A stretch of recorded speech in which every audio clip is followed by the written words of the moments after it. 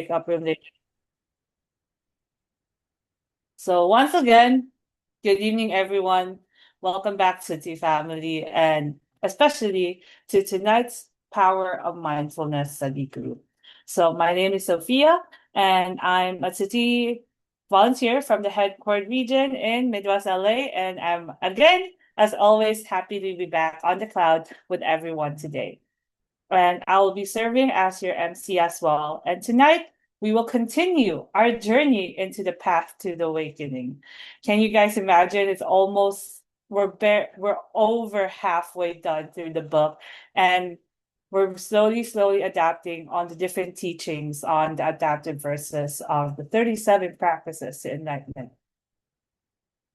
So first of all, and once again, thank you so much for being here. Your presence truly brings warmth and meaning to our space every single time we meet on the cloud. So through listening, reflecting, and our very productive and mindful dialogues, we hope to deepen our understanding of how mindfulness can guide and transform our daily lives as we walk this Bodhisattva path. So before we begin our study, let us settle our bodies and minds. Please sit comfortably, upright, and if you're able, join your palms together in a hejang position.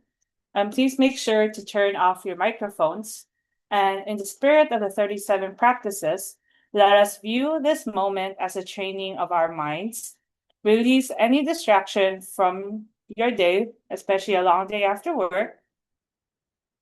Feel your feet on the floor and breathing becoming more steady.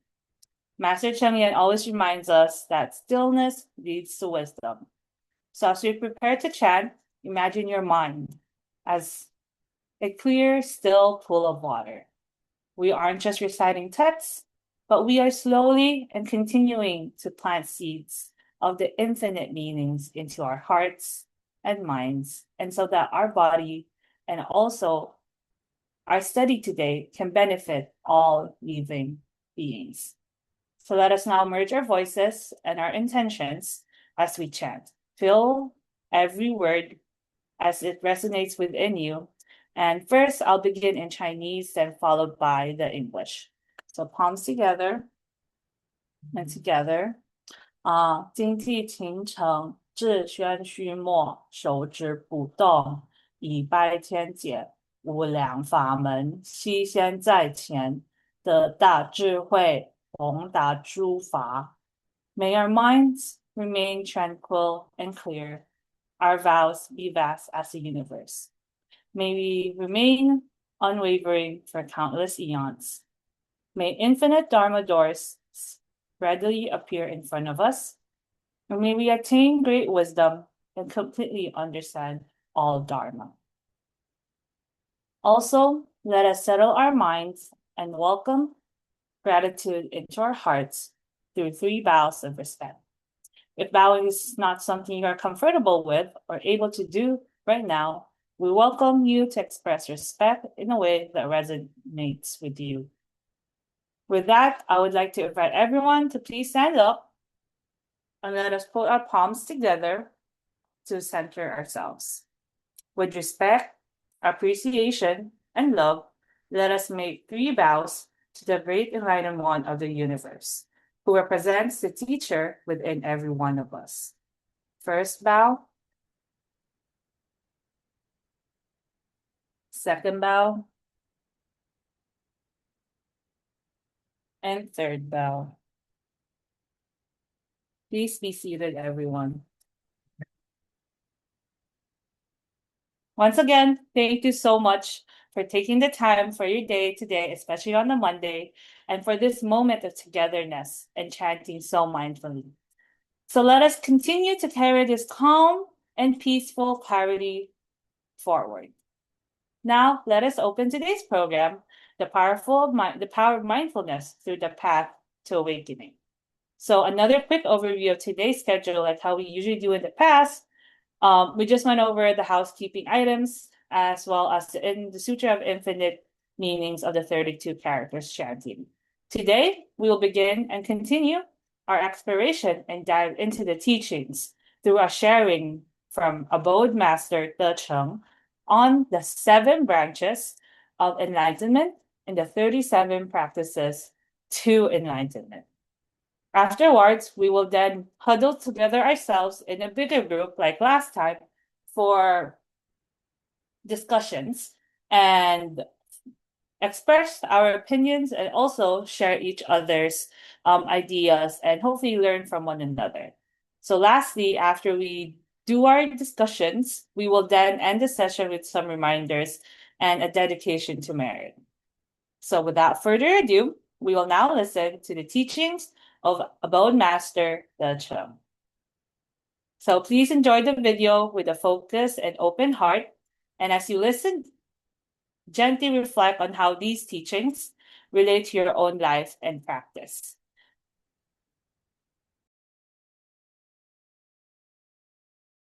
亲爱的商人、金色师父以及美国的慈济家人们，大家平安吉祥！很欢喜到了德城来与大家来分享37助道品的这个7觉分哦。那7觉分呢，也许在一些我们的家人的观念里面呢，会觉得说，诶，感觉好像有点熟悉，又不是很清楚哦。所以今天呢，我们呢正式进入了7觉分的这一堂分享的课程哦。7觉分的分呢，就是分别的意思，也就是7觉支哦，又称作7菩提分。菩提也就是觉，也就是不迷的意思哦。佛陀慈悲啊，苦口婆心为我们呢，在分析7种日常选择跟运用的方法，希望培养我们能够明了理解，还要选择的精神哦。所以顾名思义哦，7觉分呢，就是7种坚定意志的觉悟次序的一个道法。所以当我们学会了选择分别道法的这个部分呢，我们也可以称作是觉哦，开始走上觉道的一个开始。那要离开了这个我们的见思惑，离开迷惑，就要用智慧来选择一条很清净的一个觉道。所以选择我们还要做些什么呢？还要具备什么样子的一个条件呢？这就是今天我们所要谈的一个主题哦，7觉分。那首先我们先来看一下这个地图索引哦。7觉分其实最重要的就是在觉悟的觉这个字哦。7觉分有择法觉分、精进觉分、喜觉分，还有非常非常重要的除觉分跟舍觉分哦。能够做到以上这5种，渐渐的我们就会获得定觉分跟念觉分哦。那好，首先我们先来看一下什么叫做择法觉分哦。在古文来解释呢，上人告诉我们，择法觉分呢，就是为检择诸法之真伪啊，就是说，我们还要很认真来选择我们所信仰的一个宗教，而且是值得我们这辈子花所有的时间呢，好好修行的一个法门。所以我们必须要去好好的去思考、去了解什么是真实法，并且呢，能够依教奉行，能够用心的去受持它。上人说，那我们选择正确的道法之后呢，就是要坚定嘛，永远不后悔走上这一条的人间菩萨道上，这样我们才不会白白的来人间走这一遭哦。就如慈济人呢所选择的，就是上人所带领我们的净思法脉慈济宗门哦，行走在人间的这一条的菩萨道上。那其实虽然说是这种7种的方法，其实都不离开这一念的意志哦。从4念处呢到7觉支呢，其实都不离开我们的正念、正思维哦。有正念呢，我们才能够正定，能正定呢，才能舍掉一切的人我是非、物欲的境界等等，让我们达到身心很清安的一种解脱的境界啊。所以其实我们选择善，就会从善如流；我们选择恶，就步步的会偏差。所以既然我们决定要走入的慈济的这个世界当中，上人的教导就是要我们走入人群中去哦，去见苦知福哦，去抚慰众生哦。众生有苦难的时候呢，就是菩萨在现身的时候。那就如这一次的风灾呀，画加上的这个台风呢，威力其实真的原本没有很大，可是很出乎大家意料之外的，随着强烈的豪雨来袭哦，造成马泰安的这个堰塞湖溢流哦，冲刷到市区哦，造成市区呢非常严重的灾情哦。那光复乡有难呢，十方真的是为爱驰援哦，慈济人呢更是一番有难哦，大家呢都不约而同的来到了这个地点了。那我们从这两张图片当中呢，就可以看到说，连军方啊，还有所有的慈济人跟非慈济人有爱心的人士呢，纷纷的就汇入到这个光复乡灾难的地方哦。即使是中秋节过节的时候，大家还是呢放弃呢休假享乐的时间呢，愿意呢，也许带着惜家眷属呢，或是呼朋引伴呢，一起呢，希望能够为这个光复乡呢尽一份的心力哦。所以在火车上就可以看到大批大批的人潮，真的是令人非常的动容哦。那其实这就是一种大家的决定，一种选择。我们选择呢走入人群中去哦，去拔除众生的苦难哦，这就是一种折法的觉知哦。那很感恩的是，这次常住师父们呢，在指示上可以的呢，都报名去参加，协助清除这些污泥哦。那只是不行的师父们也是默默的守在自己的岗位上去付出，去成就大众哦，这样子人间的一种美善的人士哦。那这里有截录了一个短视频哦，名称叫做全台最美的风景哦。刚好我们的民众呢也即刻拍下常住师傅呢出征哦，要去光复乡打扫，以及大家呢涌入光复乡火车站的那一份很感动的风景哦。我们现在来一起做棍机，哇，到处，他们都带斗笠。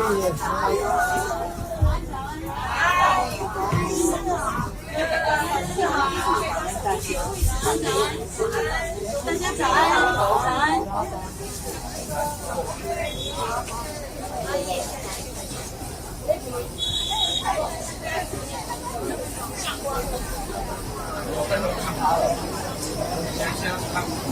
在这一次呢，也为了疏通这样的人潮哦，就开了10个班次的列车哦，运输大批的铲子超人哦、爱心志工啊等等的。所以现在台湾就是大家都蛮流行的，说叫做铲子超人啊、雨鞋超人啊，他们大家呢一起携带工具呢来协助清扫。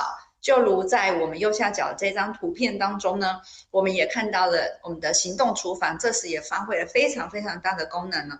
可以及时供应的热食呢，给灾民，不仅是我们这里的行动厨房啊，我们的玉里净思堂呢，其实呢也是发挥了很大的功能。最高的便当热食发放的人数呢，曾经有一天超过7000多份哦，大家就可以知道，为了这次的灾难呢，所有的台湾的民众呢的爱心都动起来了。所以这就是为什么圣人常常告诉我们说，台湾无以为宝，以爱以善为宝，这就是大家的一份爱的坚持，爱的选择。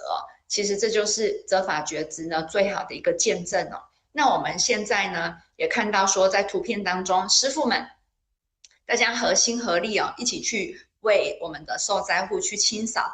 那其实每户的淤泥刚开始有时候都达到高40多公分哦，10个人合力早上清不完一间客厅哦，都显出呢重建家园的这个严重啊。但是师父们与慈济人一样啊，既然选择了净思法脉、慈济宗门的这一条人间菩萨道上，就要勇猛的去付出，然后呢选择这样正确的道路，不后悔的去做我们应该做的事，去抚慰众生的苦难啊。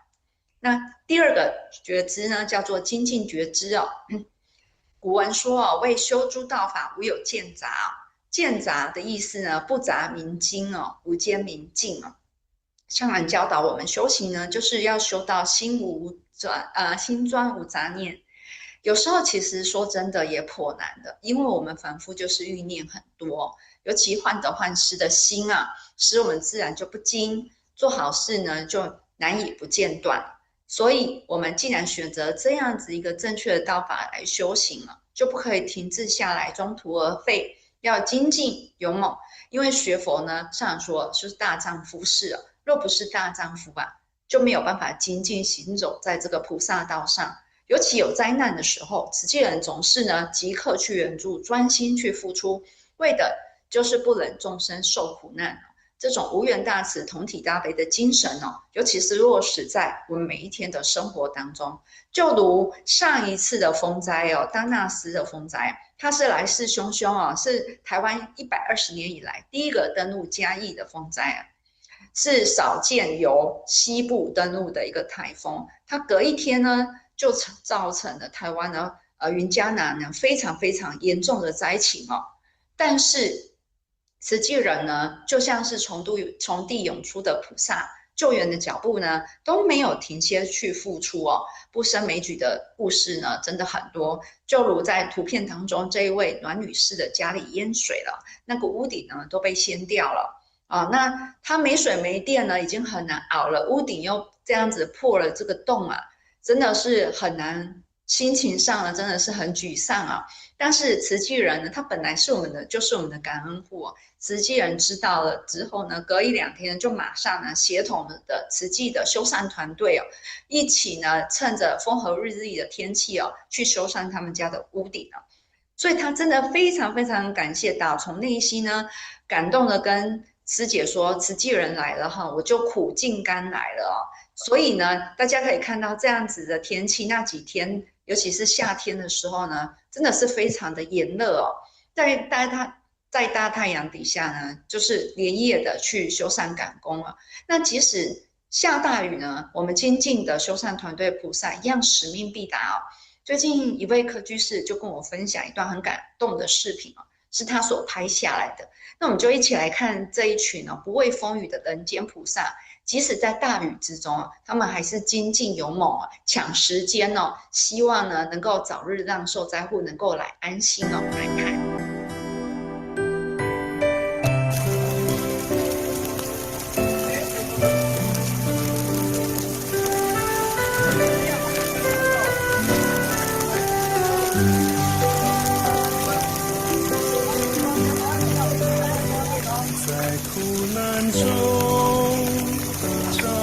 慈悲，在变数中考验智慧，在艰难中激发人力，在繁琐中学习耐心，在复杂中欣赏优点，在理想中追求进步，点滴汇聚的爱与情谊，让人间没有苦痛与悲戚。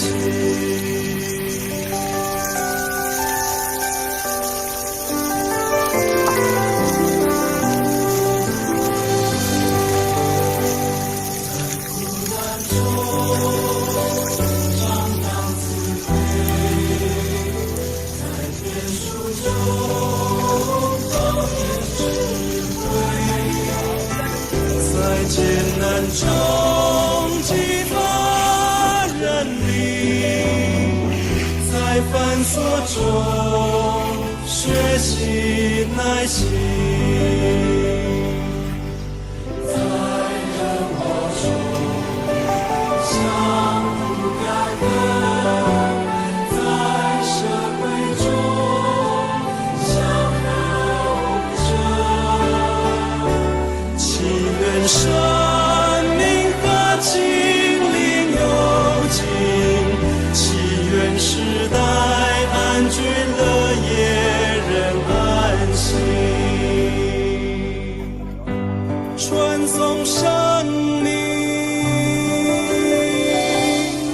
所以我们看到这一群人间菩萨啊，真是打从内心的佩服哦。他们也真的是做到了精进觉知哦，这样子呢，不畏风雨哦，就是一份大爱无私的精神去付出哦，真的是我们学习的一个好的典范。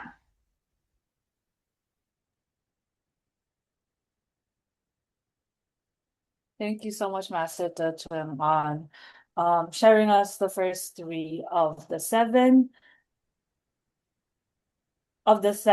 branches of enlightenment, and also giving us a quick glimpse of the seven. Hi, Sophia. Hi. So now we will now break into our bigger group discussion for around 20 minutes, I think until 6 p.m., right, Brother Iwa? We'll see how time goes. But we want to make sure everyone, or at least people from different groups, are able to share the question that we have. So today we do have two reflection points, and hopefully we can listen to one another with openness and respect. So the first question that we do have is, Master Chengyan always tells us that the discernment of the Dharma is about choosing the truth or falsehood of teachings. This means we need to be very serious about choosing a religion that we believe in. And please please share what and how you choose the religion you believe in. And the second question that we're also going to be covering is, how do we incorporate diligence in our daily life? So we could go to the first question now, and who wants to start off first on the first question?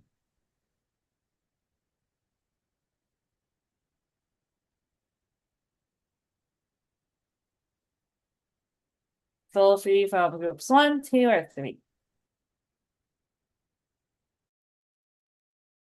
Anybody? No? This Okay. is why I can start. I can start the first question. Okay.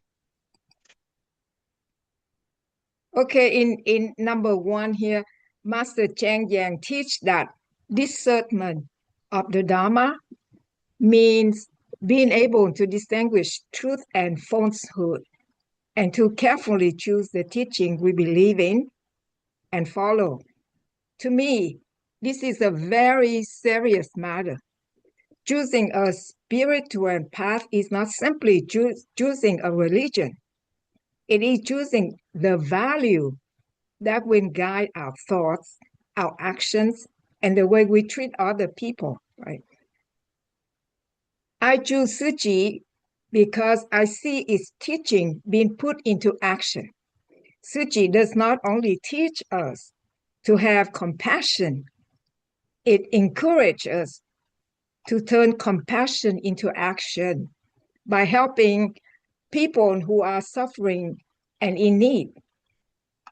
What particularly touched me is Tzu Chi's emphasis on using donations to benefit those who need help. When members of the public make donations, the intention is to transform those contributions into assistance for people facing poverty, illness, disaster, and other difficulties. Tzu Chi also emphasized simplicity and frugality in its operations so that resources can be directed towards its missions and the people it serves, right? And another aspect that deeply respect is the spirit of Jinsi. The Jinsi community in Hualien has developed its own source of income through businesses and products so that it can help support the monastic simple way of life. This reflects Master Cheng Yang's teaching of one day without work is one day without food, right? The principle that one should contribute to one's own effort rather than simply depending on others. This is one of the reasons Tzu Chi is meaningful to me. I see a connection between faith, wisdom, compassion, and action. It is not enough for me to say that I believe in compassion. I want to practice compassion. It is not enough to say that I want to help people. I want my time, my effort, and my resource to become something useful to someone who is suffering. So for me, choosing Tzu Chi is choosing a way of life of gratitude, compassion, simplicity, and service. That's why I choose Tzu Chi as my belief, my religion. Thank you. Thank you so much, Sister Hua. And I truly agree with those ideologies that you shared. And I think especially in Sydney, especially the seven branches of enlightenment, especially on the three that we focus, and then just the topic of discernment. It teaches us, it's really helpful that in order for us to have that awakening, it's not just about understanding the different teachings, but the core values that we put into action and then just putting them into practice. And our sense of ideology could also affect that. Like coming from different walks of life, but there's always something that ties us all together. And I think one of them is always, great compassion, love, ta'ai. And regardless of what background or what religion we practice, there's this sense of love and belonging that we all have. Does anyone want to go next? Yes, this is Willie Wei. Hi, I would Willie. like, I would like to sharing with that. Um, at the beginning, we see these choose the truth or falsehood of teaching. It's very normal. You choose the one you think is have a truth of teaching. But gradually, I feel there's a kind of observed the question. If I don't know anything, I'm just a beginner, how can I choose the right one? How do you know it's something not cheating on me? And gradually, when I do more of Tzu Chi things, I realize one thing. See that the discernment of the Dharma. Discernment. Another is concern. What do you concern? What do you discern? You should ask the bottom of your heart. Is that the right things of the compassion? Or everybody just have their karma, so just let it go. You choose the bottom of your heart thinking. When you start to do those things, help people in need, then the right path is come before your feet. It means the right direction will direct you to the really truth of teaching. That's what when I have heard somebody was they have their donor because of some news or something they heard, so they will stop to donation to the Tzu Chi Foundation. A lot of time we start to ask them why. They say the reason. Then we will start to debate with them. What's the Tzu Chi is good? What the other news or saying is wrong? We try to debate, right? But I always recommend not to debate. Instead of, we should ask them, if you don't donate to Tzu Chi, do you still donate to Red Cross or other good foundation to help people in need? Or they say, oh, I'm still doing that. I just don't want to donate to Tzu Chi. Then you should appraise, grateful, because they still believe they are the bottom of the heart. just wait the time when they will come back to Earth. Why?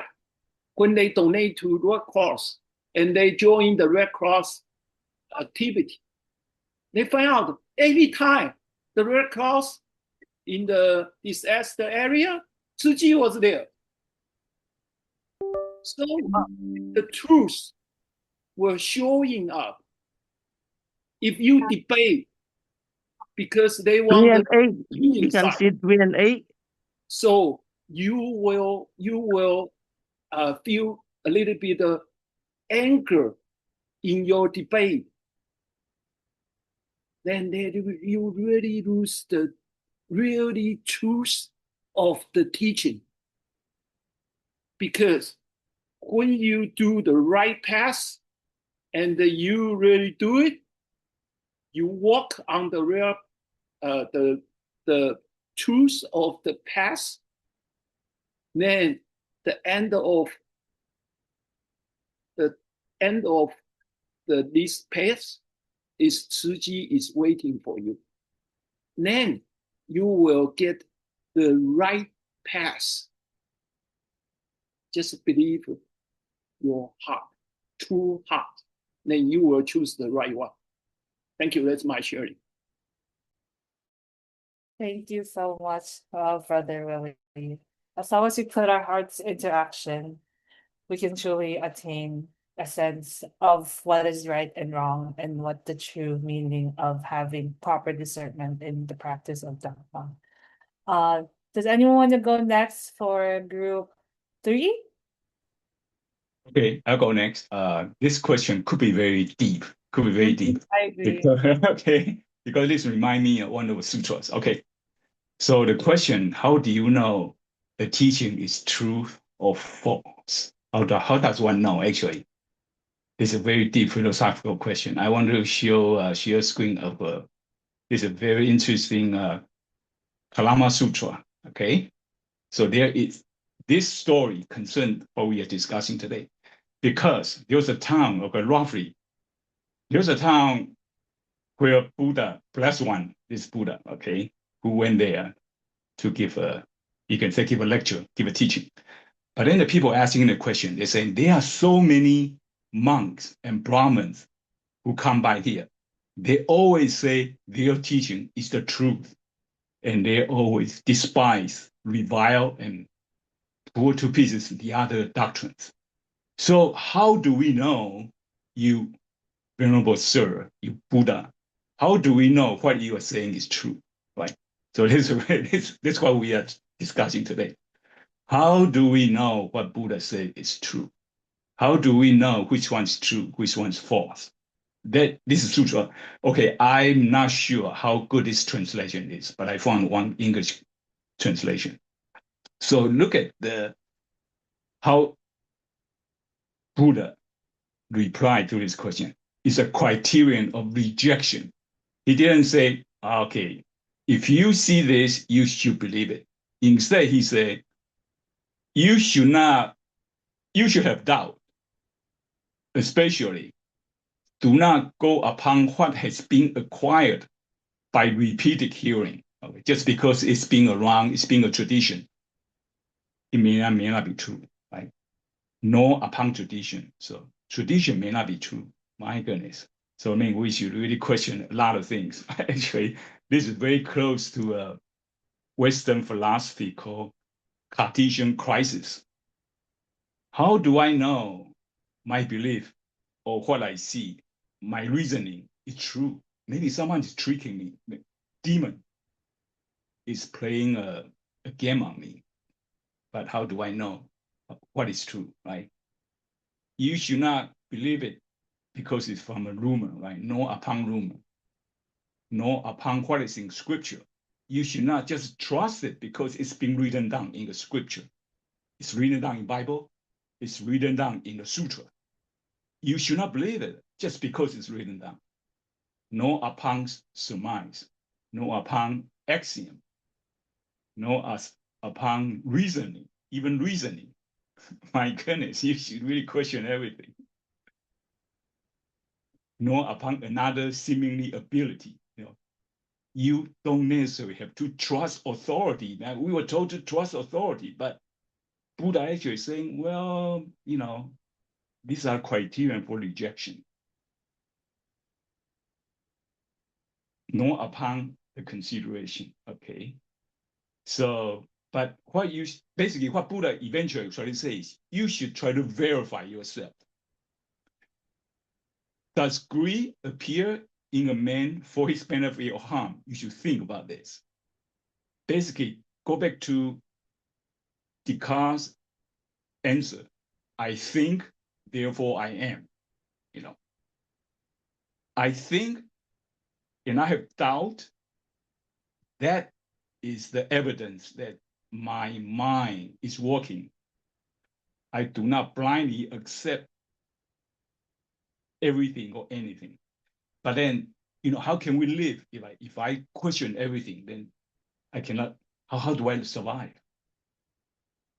My opinion is perhaps now there are certain, because there is no way we can verify everything by oneself. Maybe what's important to you, certain priority, you verify those first. Okay, this also this is also what Ronald Reagan once says, trust and verify.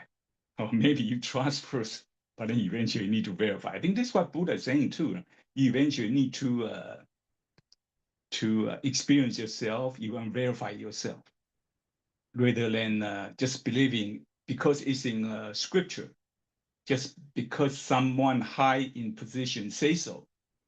Therefore, I accept it without questioning, without careful examination.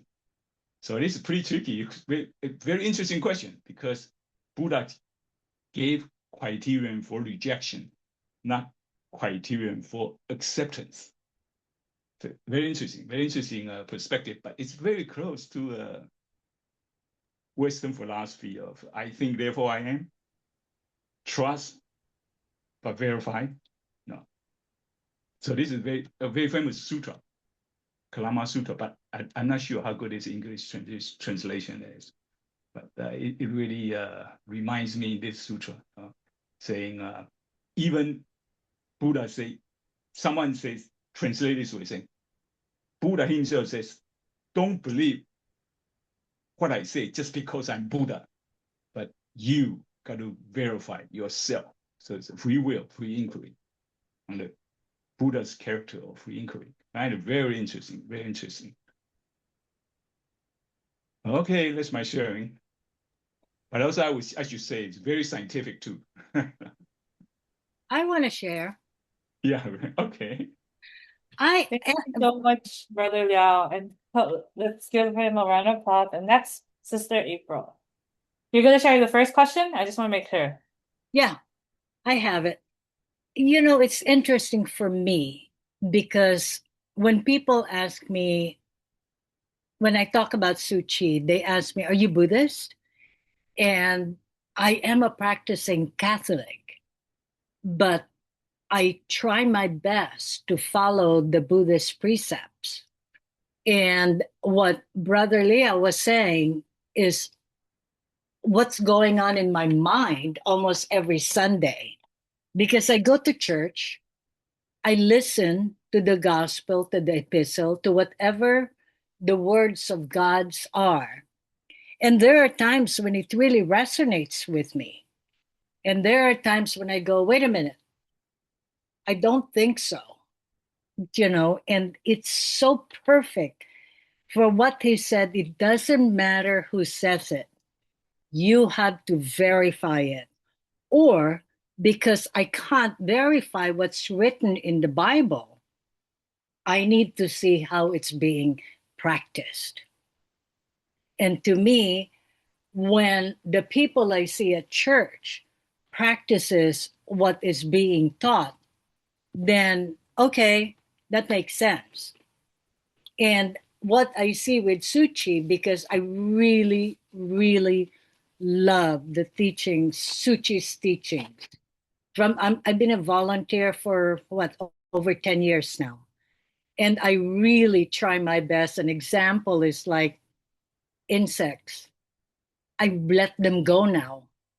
While before, they bother me and I just destroy them.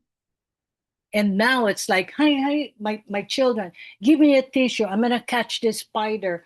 Open the window and I'll let them out. And before, it wasn't like that. And so I really try my best to follow the Buddhist precepts, the what I learned from Tzu Chi, and how I spread. Like everybody asks me, because I talk about Tzu Chi all the time. Why? Are you Buddhist? And I have to say no, but I'm practicing the Buddhist precepts. I am still a practicing Catholic, only probably because this is what I was raised in. I went to all Catholic school. We went to church every Sunday. We prayed the Angelus every 6 o'clock when I was a kid.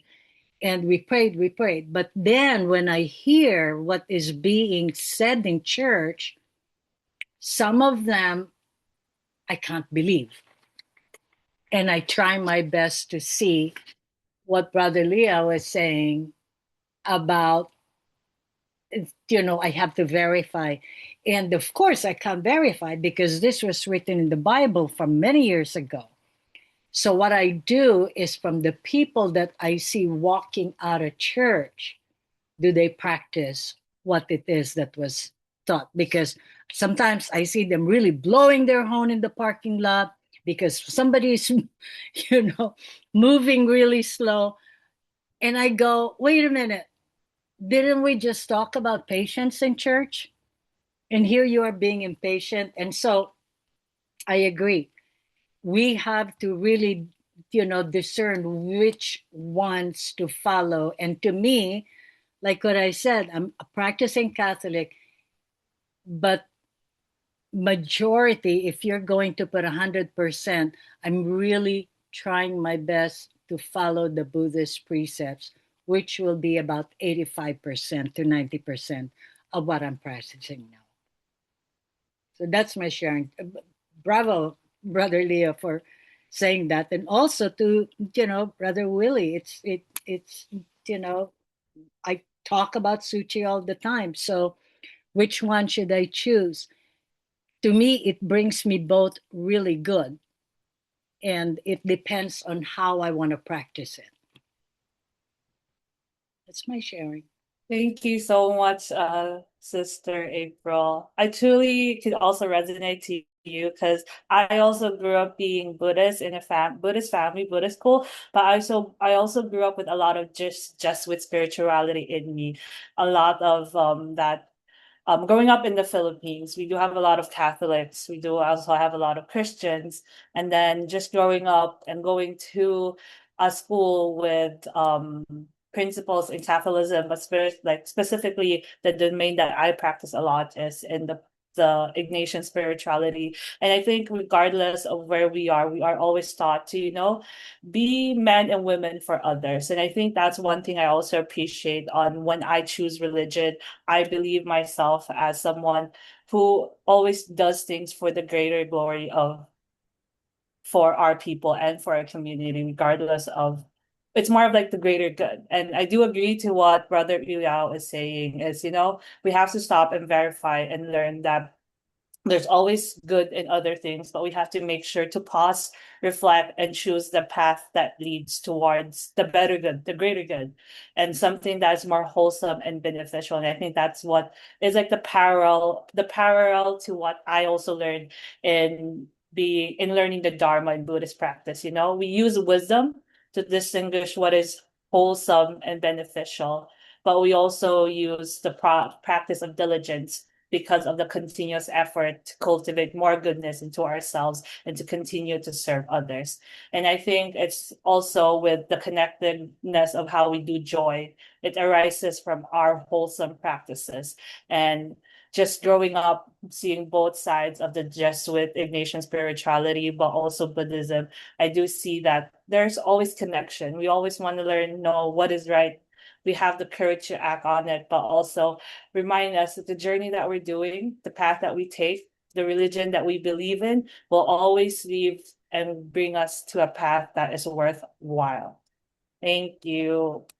Does anyone have any additional comments, especially maybe group three This is Willie. or Willie? I just want to praise the Liao 师兄. Yeah. In the infinity meaning of sutra, why Mm-hmm. inside that sutra has so many rejection? It's a 非黄非绿非黄非 a lot of not right, denying, because our mind is sometimes just want something like show in the appearance, not ask for the heart. I read in the YouTube, there's a music, but there's they put some words on it. It say, God didn't give you the chance to change the environment for you, but God give you the peace of mind. Hold your hand through the stormy weather. So that's very important.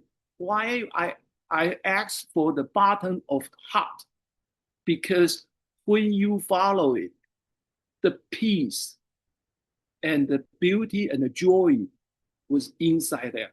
So that's why we need to help the people, because those joy, you can never say no if you really ask the bottom of your heart. Thank you. Thank you so much, Brother Willie. Does anyone else want to add to this topic? Yeah, I just want to say every religion teach us how to do good and avoid bad, right? So that's why, like just like April, I grew up, I went to Catholic school, I did see two sides.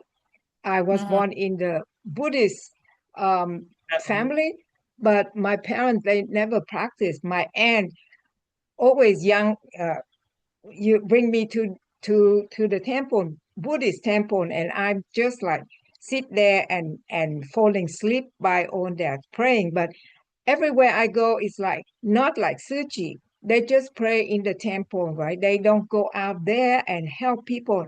That's why when I see Suchi, and so, of course, the religion, they talk about karma, they talk about being reborn and all that. But I say, I don't know, because Catholics say when we die, we die. We don't go, they don't know anything else, right? We go whether we go up or we go down. But then I saw a lot of things happen when people do bad things. They will get, they say we get what we sow, right? And they get back. So that's why I become like, I say, okay, maybe Buddhism teach something that different, right? We would have to reborn. If we do good thing, we reborn, we would get what we did, right? And then with Suchi, it's like we help people, we go out there, we see, we help. That's one thing about Suchi that I think that's I say that's the way that I would like to follow. That's why. Thank you so much, Sister Hua. And I think I just want to summarize. I think regardless of what religion we practice, what religion we choose, it is a reminder that Shikong Shangren, Dharma Master Chengyan, also wants to remind us that, we're always encouraged to look inward with awareness of what we practice and every day, but also, learn how to discern our own direction carefully, and also turn any of our values into compassionate action that hopefully benefit others. So I think this is a good transition point to our next question. I feel like give us another light load of how do we incorporate diligence in our daily life. Maybe we could ask someone from group 3 to share if you guys can.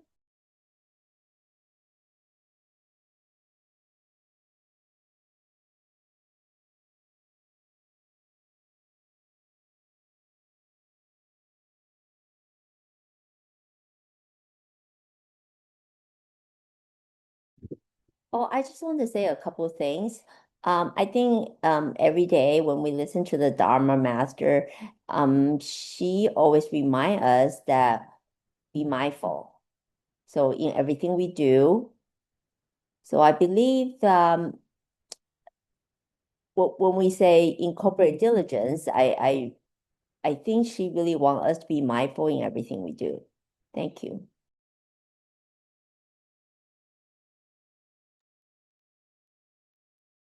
Thank you, Sister Sunny. And I think that's why we're all here today, at least once a month in our Monday, to practice and incorporate, the power of the mindfulness in our daily lives. Okay, I think we haven't heard yet from Brother Douglas or Sister Shirley or Nia or Sherry. Do you guys have any insights to the second question? How do we incorporate diligence in our daily life?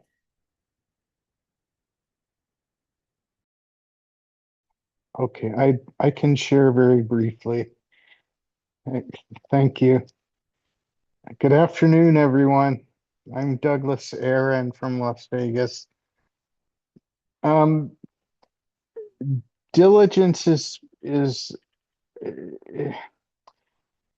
diligence is hard because it seems to me two areas of our life. It's physical strength and as we've said, the mindfulness that we actually need to move forward on a certain project. And this is where it's necessary for us to use our minds to tell our bodies that it needs to get up and get working. In Wisdom at Dawn in the Morning, Dharma Master has been talking about this idea of indolence, which is a word that's not used so much in English, but it means kind of laziness or drowsiness. It's kind of like the feeling after you had a really big meal and you lay down on the couch, that sort of indolence. And she tells us that we have to overcome that with the mindset of with um, practicing diligence. And so I I would say that the way that we have to work to incorporate diligence into our life is to um, uh, get the two aspects of ourselves, the physical aspect and the mind, to work together uh, to move forward. And frequently, this is just my example, but frequently, once I can get my body to start moving in a certain direction, it's not so hard to keep it going. It's not so hard to be diligent and to move forward. It's just that initial sort of thing. I believe I've mentioned before here that here in Las Vegas, we get together as a group every morning at 5 o'clock to watch Dharma Master's Wisdom at Dawn and to um, then share. Everyone shares a different day of the week, and sometimes when it's 4:30 in the morning and wanting to get up, uh, it's hard at first, but once I'm up and moving, my mind can forward my diligence better.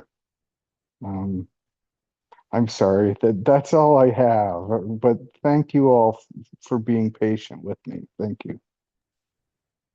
No worries at all, Brother Douglas. And I really appreciate the sharing. I think that's one thing that we're always taught to as well. And we have to discipline ourselves as well, since that's also another aspect of diligence.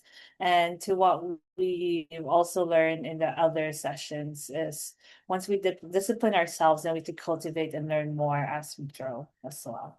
Thank you so much, Brother Douglas. Does anyone else want to share? This is Willie. I like to sharing the diligence. A lot of time we think diligence is like a body movement. Like I join the Tzu activities, that's what we call the diligence. But more importantly, like the sister say, this mindfulness things. What do you mind?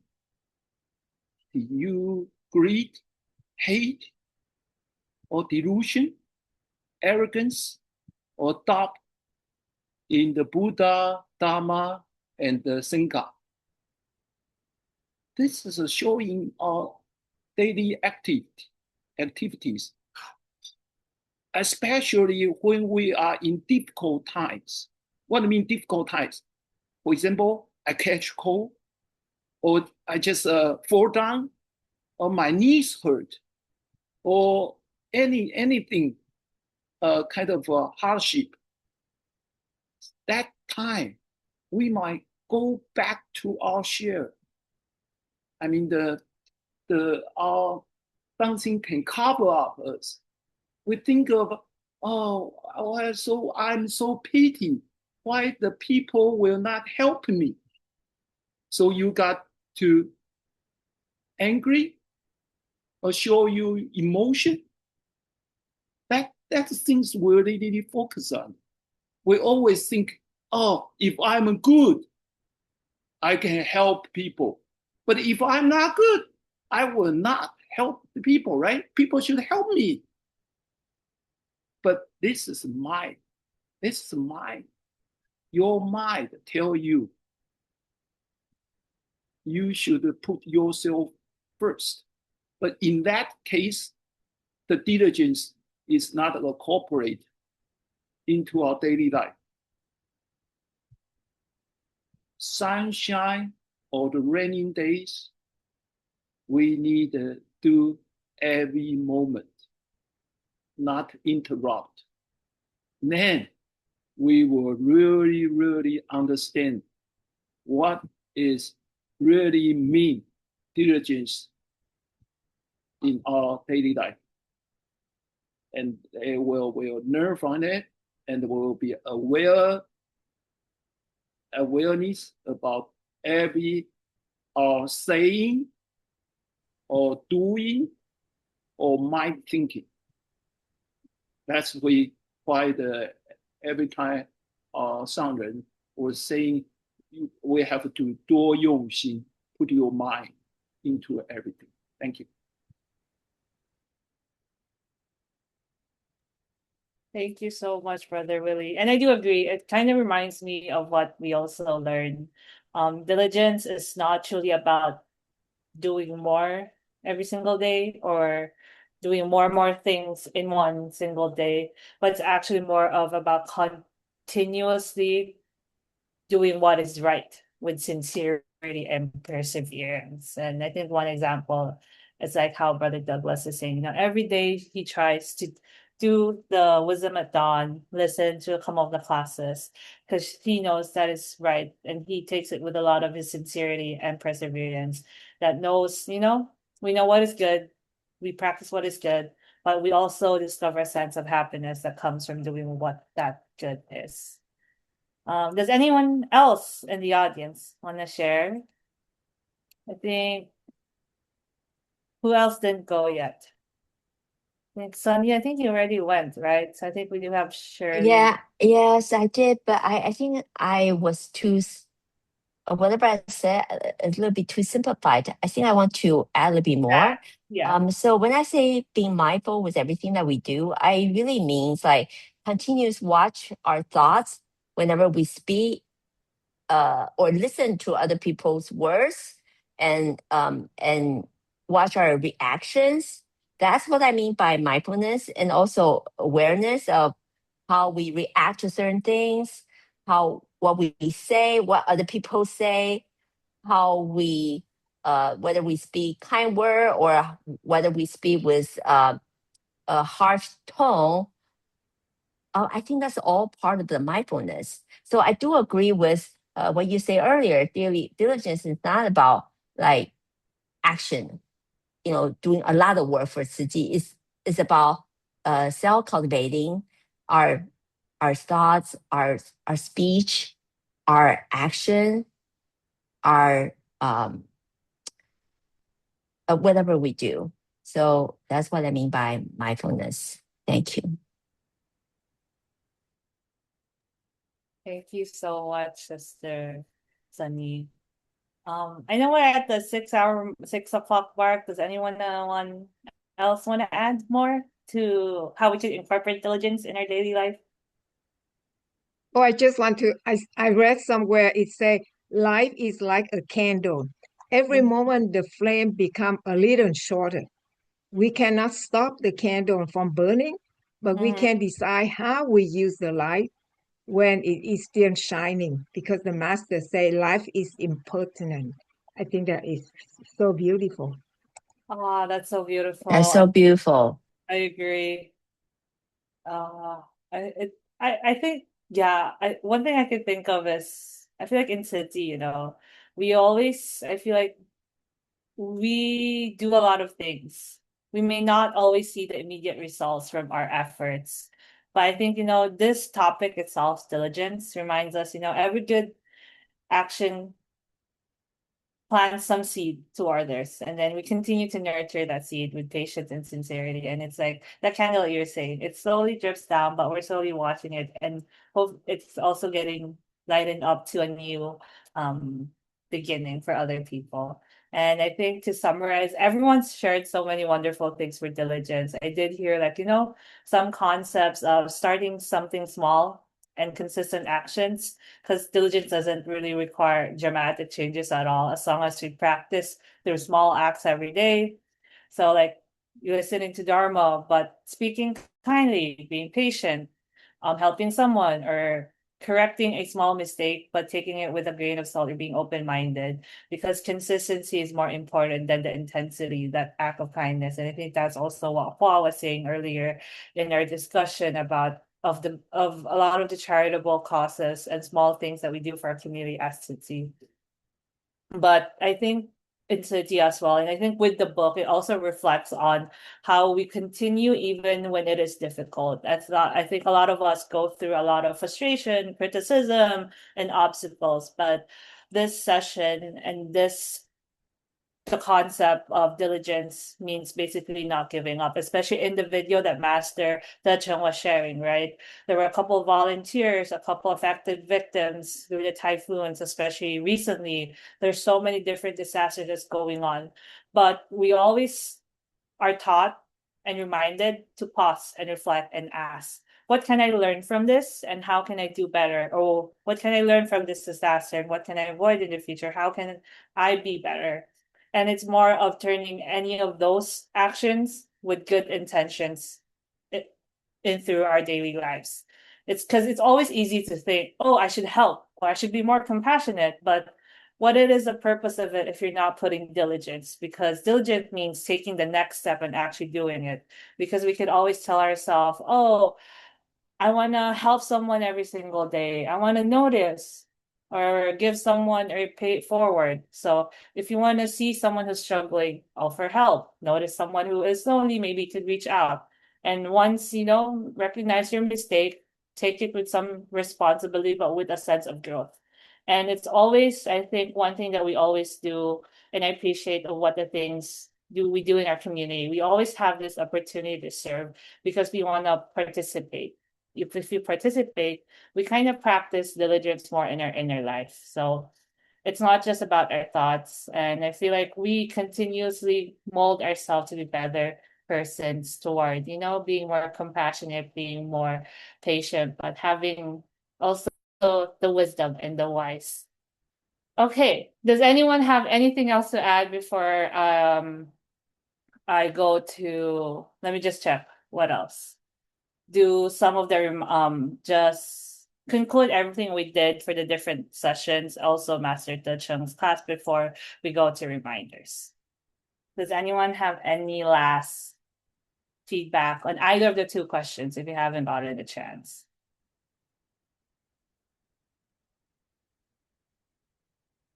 Okay, I think silence means yes. We can move on. So right now Brother Ihua is currently not around. He is out for travels, but I do have some few reminders. Let me see if I could share my screen.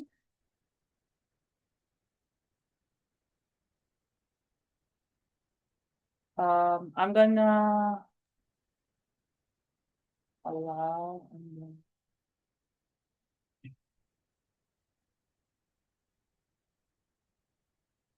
Can you guys see my screen? Yes, yes. Yes.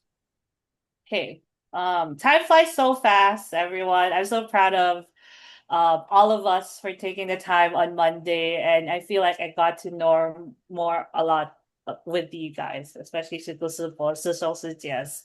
I know for me it's also a big learning curve and just being more patient to myself and understanding of the different paths that we take in Sydney. But just a friendly reminder, if you could see, we're past the halfway point. Today is August 10th.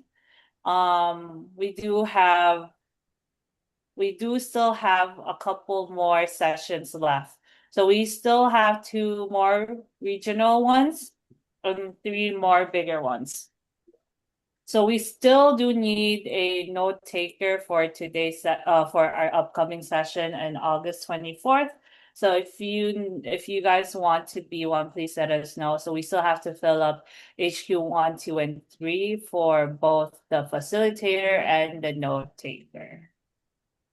Does anyone wanna sign up right now?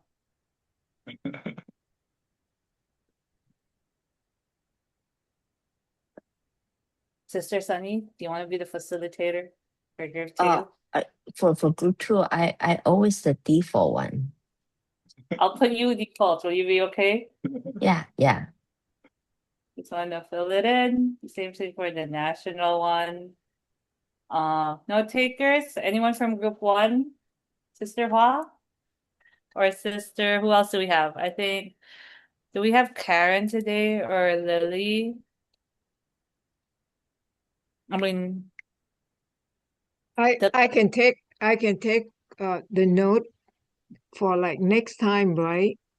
for On regional, the local. is it Karen signed up for that for next time? For August, so we do have, yeah.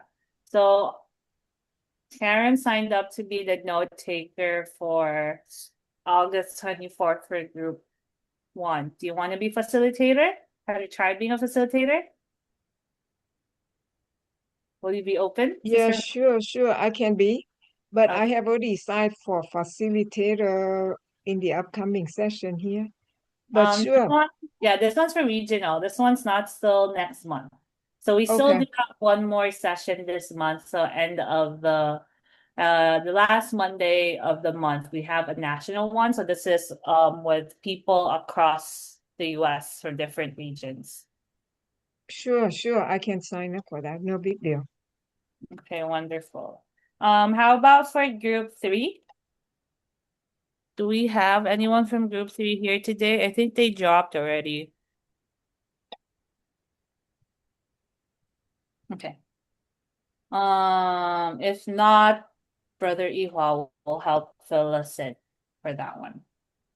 And then if you haven't gotten the chance, we do have, if you still didn't get the chance to volunteer, there is still the spreadsheet in the email that Brother Ihua always sends us of the reminder. And just make sure he also gave us the links to the different recording sessions. So if you missed this class or if there's something that you want to go back, feel free to go look into the links in the email. Just search PoM regional sessions, and they should all come out in your email when you do the search on the top. Lastly, any feedback is also really appreciated and needed. So just make sure to check your emails for any of those information. Does anyone have any questions before I do the summary and do a quick wrap up of what we've learned today? Thumbs up. Everyone good? Okay. I'm gonna Good stop. to me. Yes? Okay. This sounds good to me. Now I share my screen. Okay. Yeah, sounds good. Back to you, Brother Liao. Okay. Now I'm gonna go back to where we are. Okay. And yep. So once again, thank you so much for everyone's wonderful sharing and very heartwarming insights. I feel like today we explored Master Te Cheng's teaching on the 7 branches of enlightenment. So if you do remember, I think in the first few slides, she did call out what those 7 branches of enlightenment are, but we only focus on a couple. But going through the book as well and just having quick summary, we did cover the first one, which is discernment, using wisdom to distinguish what is wholesome from what is unwholesome or what is right and good, and choosing the right path.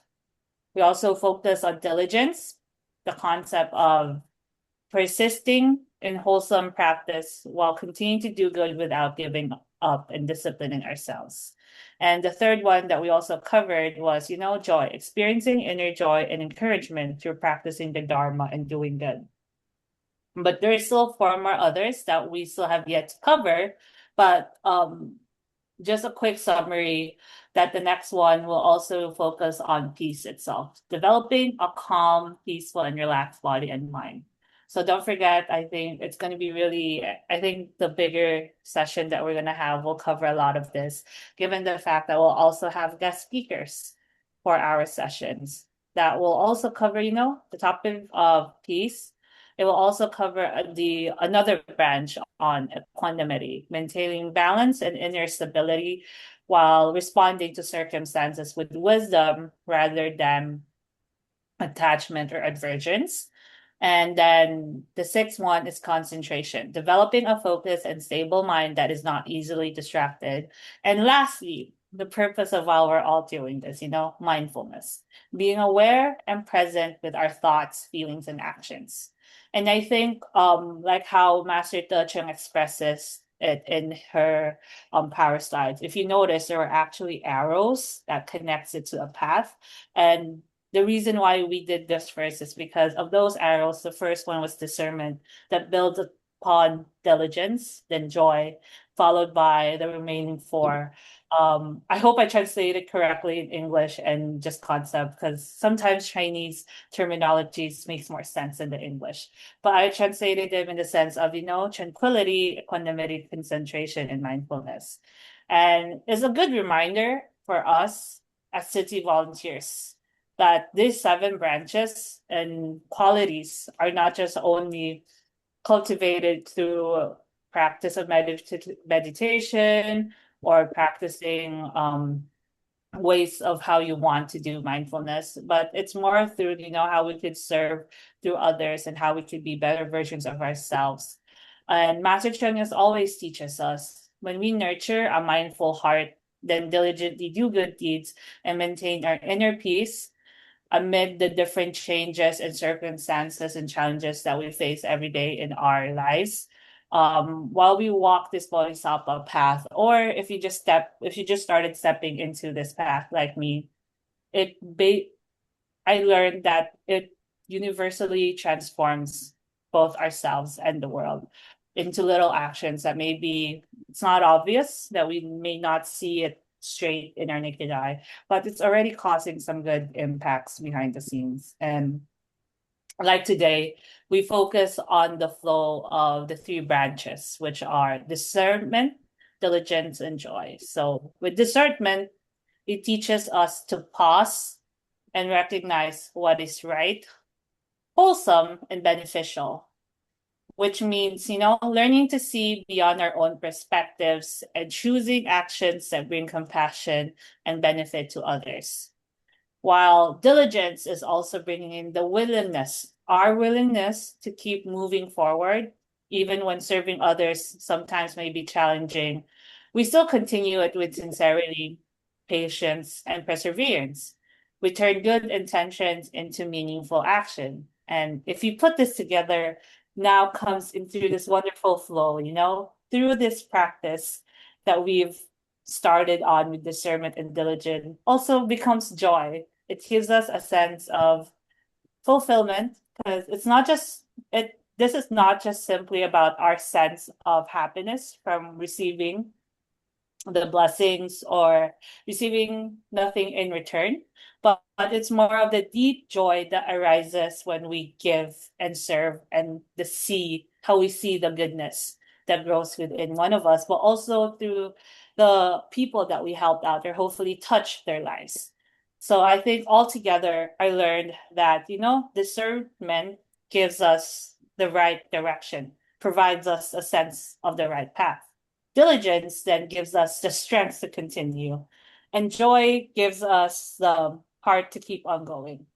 So I think, hence, in the spirit of walking the Bodhisattva path or just becoming Tzu volunteers, when we choose wisely, and then when we act diligently and serve joyfully, our everyday actions then become a path towards awakening. So through continued practice, like how we are doing it very diligently, very mindfully, patient, and taking it with an open heart and mind every Monday, like two Mondays each month, our mind slowly becomes more peaceful, focused, and balanced.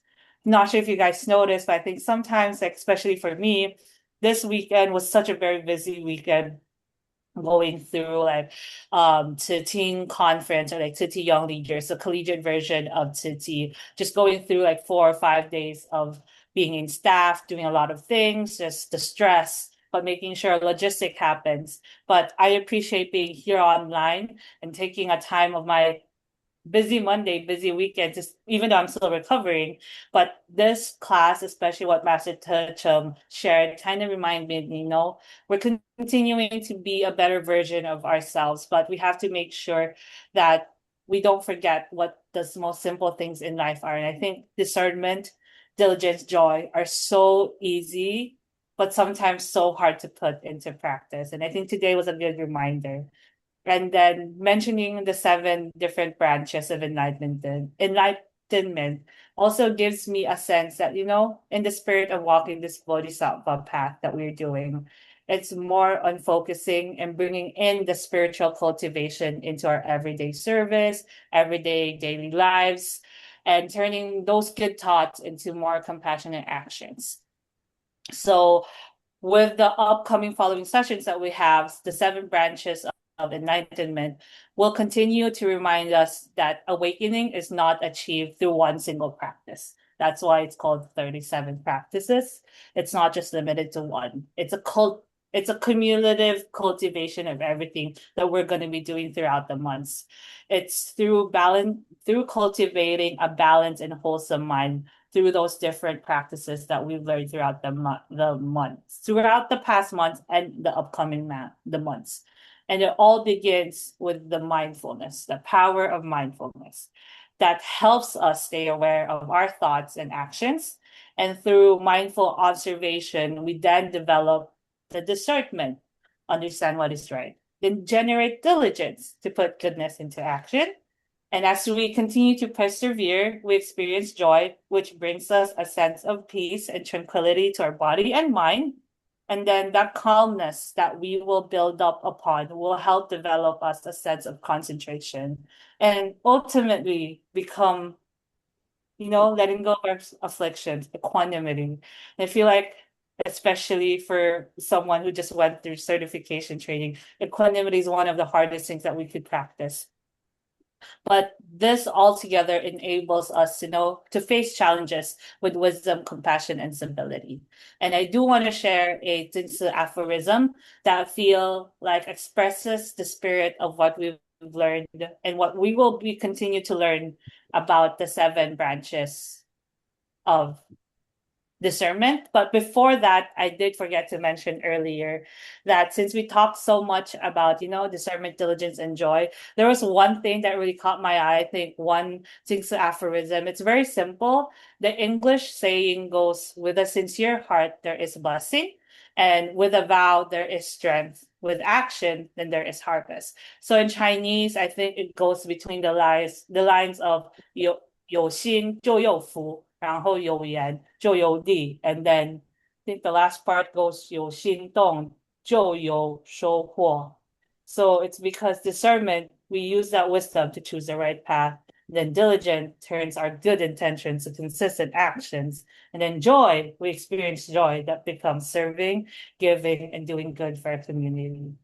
And then the last aphorism, I think overall that sums up everything that we're doing right now is the aphorism of when the mind is broad and when our thoughts are pure, then every place becomes a spiritual training ground. So that's where we are right now. That the 7 branches of enlightenment is that it reminds us that everyday interaction that we face, the challenge and the act of service is always an opportunity for us to cultivate more wisdom and compassion and bringing us one step closer to awakening. So I hope those insights gives you more inspiration and hopefully cultivate more mindfulness, kindness, and a sense of clarity in your daily lives, and especially what you're going through right now in life. So I think with that, we can end our day and session unless someone else wants to add anything before we head on to the dedication of merits.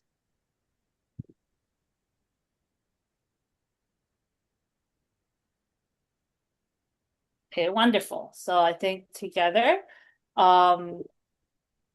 learning is a journey we walk together. So listening, reflecting, supporting one another is very important, especially throughout our book study. So I hope we continue to appreciate the teachings and insights that was shared today, and that we are truly deeply grateful for Master Chung's guidance today. And so now let us do the dedication of merit. I vow to eradicate all afflictions arising from the 3 obstructions. I vow to obtain wisdom and gain true realizations. May everyone eliminate all karmic obstructions and life after life always practice the Bodhisattva way. To conclude, let us also express gratitude for today's learnings. So if everyone could please stand and put your palms together. Let us make 3 vows of gratitude to the great enlightened one of the universe, who embodies the innate teacher within every one of us. So first vow, second vow, and third vow. Also, let us take one more vow to each other. If you guys could turn in your cameras.